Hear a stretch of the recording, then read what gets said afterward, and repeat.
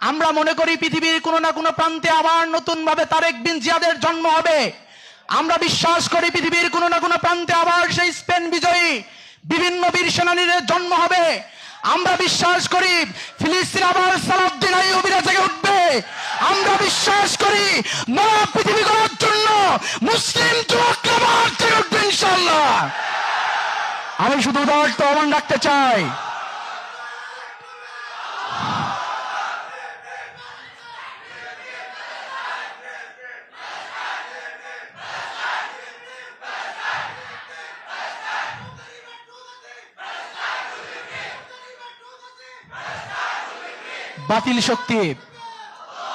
বাতিল শক্তি যেখানে দেখছে ইসলামকে শেষ করে দিবে, কিন্তু আমরা আমাদের ইমানের জোরে আমরা মনে করি আমাদের নাকে যে ঘ্রাণ আসছে তা হচ্ছে ইসলাম বিজয়ের ঘ্রাণ।